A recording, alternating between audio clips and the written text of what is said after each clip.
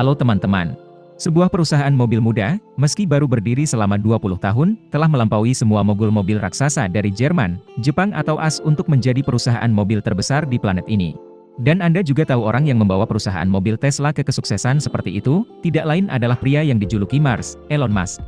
Namun gali lebih dalam untuk mengetahuinya, Anda akan tahu bahwa Elon Musk bukanlah bapak dari perusahaan mobil raksasa ini. Jadi bagaimana Tesla lahir? Dan bagaimana itu menjadi kerajaan mobil terbesar di planet ini? Ayo temukan kami.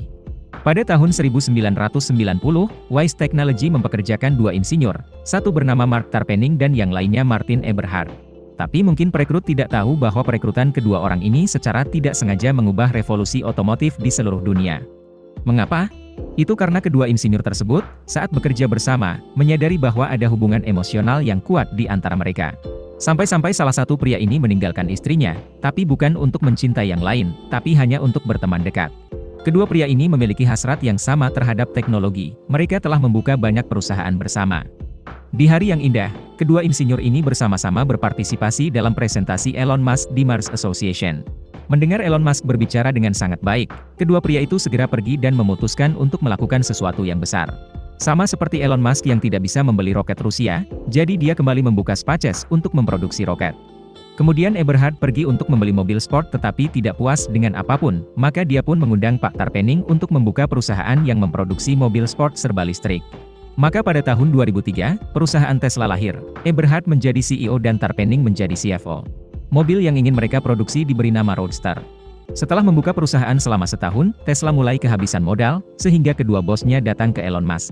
Elon Musk setuju untuk menginvestasikan modal dengan syarat kedua orang ini memberikan posisi co-founder kepada Elon Musk. Kesepakatan itu dengan cepat diterima. Jadi Elon Musk menjadi salah satu pendiri Tesla, dan juga ketua dewan dan direktur desain produk. Putaran pendanaan berikutnya, Elon Musk terus memompa uang dan menjadi pemegang saham terbesar dengan $70 juta dari uang pribadinya. Elon Musk setuju dengan ide untuk membuat mobil sport listrik yang bertenaga. Namun, dengan jeli dalam bisnis, Elon Musk membalasnya. Membangun mobil sport hanya untuk memuaskan hasrat Anda, tetapi jika Anda ingin kaya dan ingin mengembangkan perusahaan, kami harus memproduksi mobil listrik dengan harga terjangkau yang dapat dibeli semua orang. Jadi selain mendesain Roadster, Tesla juga mulai menggarap sedan listrik. Dan kita mengenal mobil itu hari ini sebagai Model S. Meskipun perusahaan masih berkembang, masih banyak konflik di dalam manajemen. Dan nyatanya, jika Anda perhatikan, Anda akan melihat bahwa Elon Musk sangat berbakat dalam bisnis. Namun Elon Musk juga sangat dingin dan ekstrim, setiap pandangan yang bertentangan dengan Elon Musk akan disingkirkan. Buktinya hanya 5 tahun setelah mendirikan perusahaan, CEO dan pendiri Eberhard harus mengundurkan diri dan keluar dari perusahaan. Beberapa waktu kemudian, dia mengajukan gugatan terhadap pemimpin dewan direksi Elon Musk yang memaksanya untuk mengundurkan diri.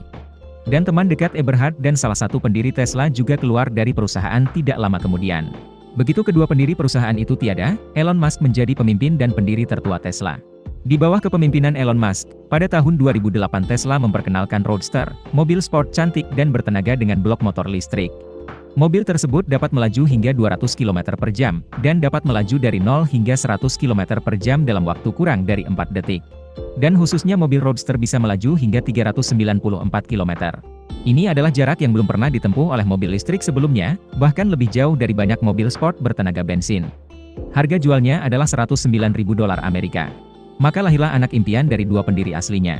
Sayangnya, kedua pria ini tidak lagi berada di perusahaan untuk menyaksikannya. Setelah meluncurkan Roadster dengan cukup sukses, 4 tahun kemudian Tesla mengumumkan akan berhenti memproduksi model Roadster untuk meluncurkan mobil, Model S. Mobil ini dapat menempuh jalan sepanjang 426 km. Baterai mobil ini kemudian diperbaiki dan sejauh ini, Model S mampu menempuh jarak hingga 630 km. Mobil itu dengan cepat dicintai oleh pelanggan dan menjadi mobil listrik terlaris secara global pada tahun 2015. Setelah sukses dengan Model S, Tesla terus meluncurkan model SUV yang disebut Model X. Ini adalah model mobil listrik 7 tempat duduk dengan titik desain yang mengesankan yaitu bukaan sayap belakang bergaya sayap elang. Meski menjadi mobil yang lebih murah dengan versi Roadster, Model X, dan Model S masih dianggap sebagai mobil mewah dengan harga sekitar $70.000. Oleh karena itu, Tesla terus merancang model dengan harga yang lebih sesuai untuk masyarakat.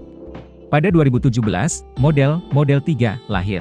Di tahun 2019, Model Y terus lahir dan masih menjadi mobil listrik terlaris di planet ini.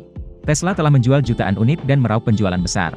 Pada mobil listrik Tesla, Elon Musk selalu berusaha memasukkan banyak teknologi modern dan aman. Sedemikian rupa sehingga pengemudi Tesla hanya perlu menyiapkan selimut dan mengklik tujuan yang akan dituju. Setelah itu, pengemudi dapat berbaring dan menunggu mobil secara otomatis melaju ke tujuan dengan selamat. Dengan kebangkitannya yang kuat, dalam waktu kurang dari 20 tahun Tesla telah menjadi perusahaan mobil terbesar di planet ini. Pada tahun 2021, saat itu, nilai Tesla adalah $1.200 miliar, 5 kali lebih besar dari perusahaan mobil terbesar kedua, Toyota, perusahaan mobil berusia 100 tahun. Bakat Elon Musk bisa dibilang sulit ditandingi oleh siapapun. Namun, selama menjalankan perusahaan, Elon Musk juga memposting di Twitter bahwa dia berniat membeli Tesla untuk menjadikannya perusahaan swasta. Itu menyebabkan harga saham anjlok. Komisi Sekuritas dan Bursa AS menyelidiki dan mengatakan bahwa Tuan Elon Musk berniat memanipulasi pasar saham. Maka ia mendendanya $20 juta dan memaksanya mundur dari jabatan Ketua Dewan Direksi selama 3 tahun. Namun, Elon Musk masih memegang posisi CEO. Jadi Tesla didirikan oleh dua pendiri yang bersemangat, tetapi kemudian dikeluarkan dari perusahaan yang didirikannya.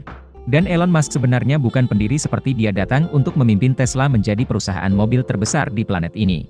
Dan mengubah kebiasaan tren dunia. Terima kasih telah menonton seluruh video. Selamat tinggal dan sampai jumpa lagi.